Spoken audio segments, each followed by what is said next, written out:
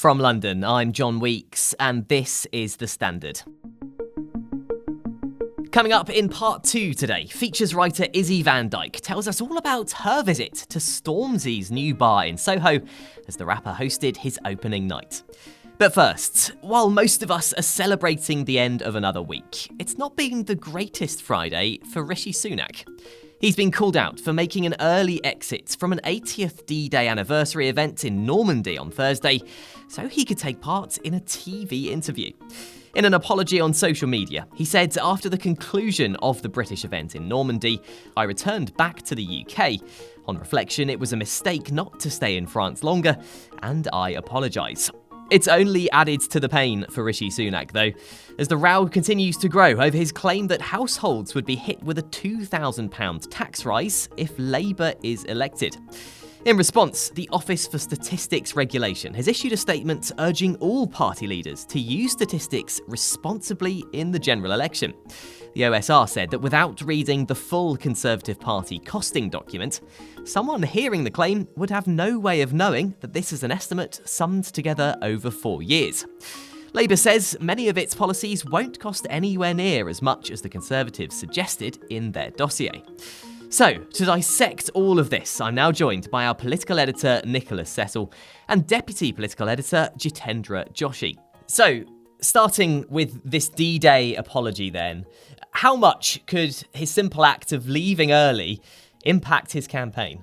Well, there are few certainties in politics anymore, but one is you do not disrespect our veterans unless you really want to get a hammering in front of the voters across TV, across the newspapers, and that's exactly where Rishi Sunak finds himself.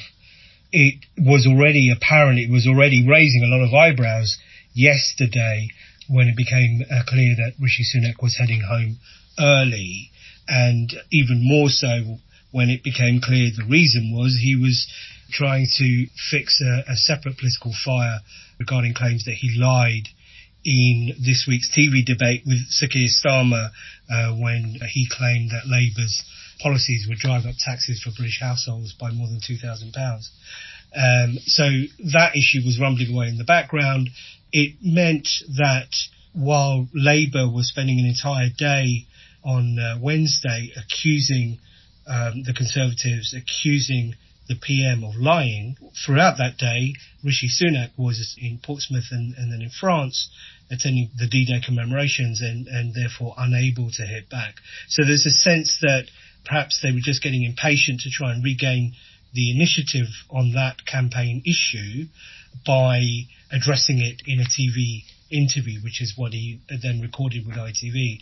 Unfortunately, it's backfired massively. And someone on Twitter, in response to his reply, summed it up by saying, you expect our kids to do national service, and yet you couldn't be bothered to hang around for one day to honour the veterans of an actual war.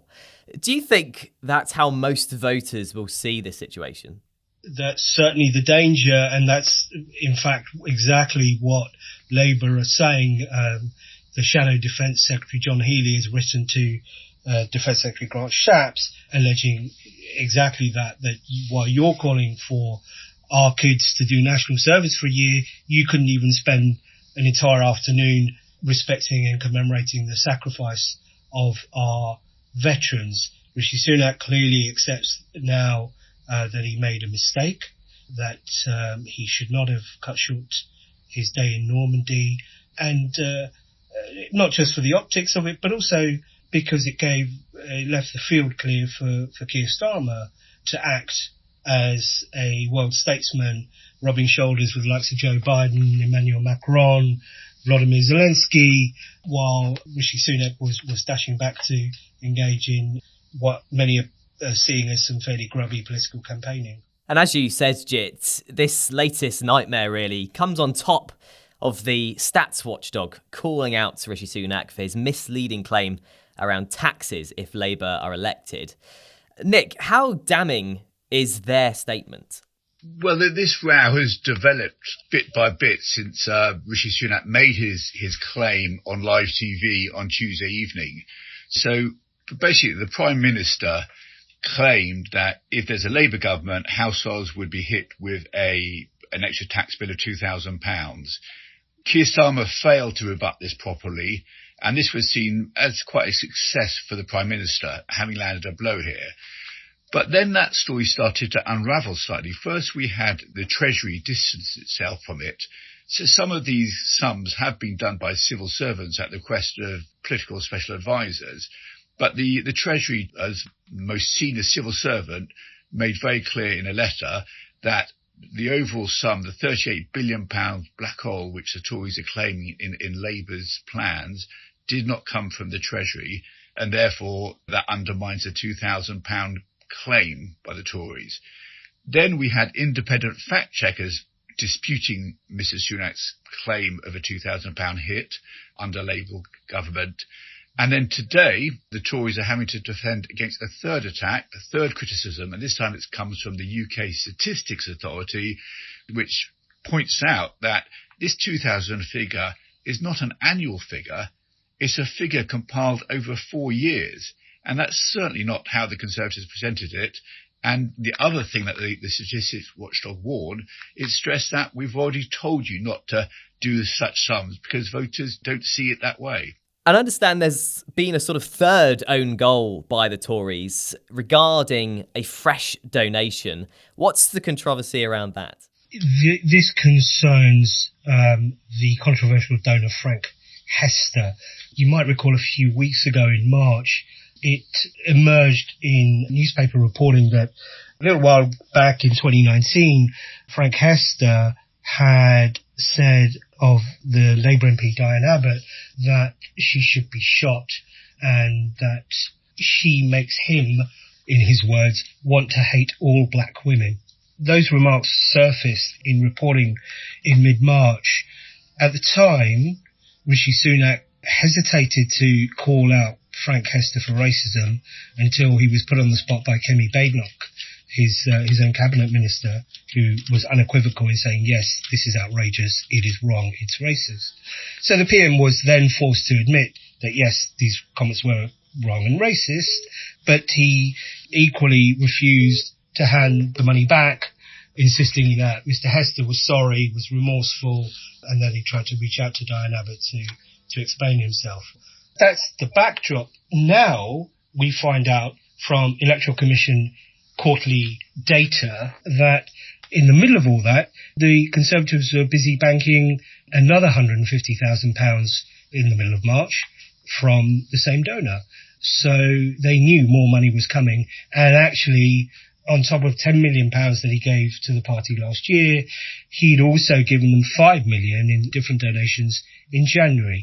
So for Labour and the Liberal Democrats, it's evidence of chicanery, shall we say, that the Tories were just doing a grubby deal and trying to do whatever they could to keep hold of this money, knowing full well that more was in the pipeline to build up their election war machine.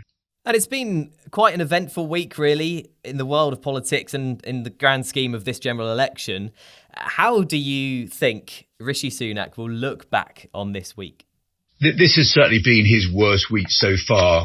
The D-Day blunder is a major blunder. There's no doubt about that. It would certainly be in a top-level blunder during an election. There's also the controversy over the Tory claims over the Labour tax plans. That initially was seen to have landed well for the Conservatives, but now that has unravelled and it's raised questions over Mr Sunak's integrity. On top of that, you've got the row over the Frank Hester donations. So overall, it's been a very bad week for the Tories. Let's take a quick break now. In part 2, Izzy Van Dyke explains why she's described Stormzy's new bar in Soho as a time machine. And there was a sort of old school, like noughties computer that had been set up, a chat roulette live stream happening.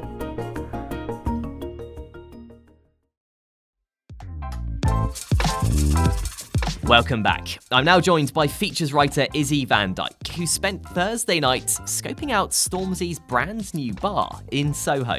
So Izzy, tell us everything. What was opening night like? Who was there? And what does the bar sort of look and feel like? So it was a lot of fun. I'm slightly worse for wear today, as you can probably hear in my voice. I was doing a lot of singing along and shouting and just sort of generally having a great time. But yeah, it was obviously Stormzy was there, Maya Jama was there. They both rocked up together. He kind of drove them both to the venue, and then Ian Wright showed up and was kind of like taking selfies with people in the hallways, and there was a few people there from the Bridgerton cast. There was a lot of like Love Islanders, influencer type people. So the venue was sort of split over 7 floors. So there was the basement / garage area where there was like an actual car in the garage and people were kind of taking selfies with that. And there was like a beer pong station set up. Those influencers top drawer were there, like having a game of beer pong, which was quite funny to watch. And then on the ground floor, it was the kitchen area. And yeah, that was kind of like the main party space, which got really busy towards the end of the night. Everyone was dancing, crowding around in there. It was kind of difficult to move, actually. And then on the first floor, there was a living room area, which was kind of decorated very 60s. It was kind of like a grandparent's house or something, and there was loads of family portraits up around the room. And then on the next floor above that, it was a sort of master bedroom, which had been turned into a karaoke room, and there was a few people in there doing sort of karaoke to Beyonce and all sorts of things. And then on the next floor up from that, it was like a kid's room. There was a bunk bed in there, and there was a sort of old school like noughties computer that had been set up, and there was a chat roulette live stream happening, and we were kind of like FaceTiming with random people from around the world at the same time, which was quite funny. And then there was a rooftop as well, which was called, I think, like the treehouse area, and there was a guy kind of barbecuing hot dogs, and there was a little shed where they were kind of growing like fake weed plants, and they were talking about hotboxing the shed, which was quite funny as well. And in your piece in the paper, you described the bar as a sort of time machine. Is that what Stormzy's sort of trying to get at with this new venue? I think so, yeah. I think it definitely felt very nostalgic, and I think that's what he's trying to do. It did feel slightly American though, like it wasn't necessarily the British teenage house party that I knew. It was more kind of like something from a film set of an American movie, like the beer pong and the red cups and even all the film posters. And there was a Friends room as well that was based on the TV show Friends, and specifically on Joey and Chandler's characters and the setup of their apartment. So it did feel quite American, which isn't necessarily the house parties that I remember as a teenager. But yeah, it did feel very nostalgic. And I think what was nice about it was just that in the room, in this house, even though everyone was sort of like semi-famous or very famous in some cases, everyone was kind of on an equal playing field because we kind of all felt like teenagers again. It sounds like a really cool launch event for a pub, but it also sounds like outside of just being a bar, it's more of an experience, right? A nostalgia hit. Do you think that's how sort of people in London will see and I suppose use the venue? I think so, yeah. I think people are very nostalgic for a time that was maybe a bit more chaotic and less organised, and especially with London kind of coming under backlash recently for not being a 24-hour city. I think people are turning to house parties again. So it'll be interesting to see if this venue will stay open late, for one. I don't know what the curfew is. I don't know how late the licence is.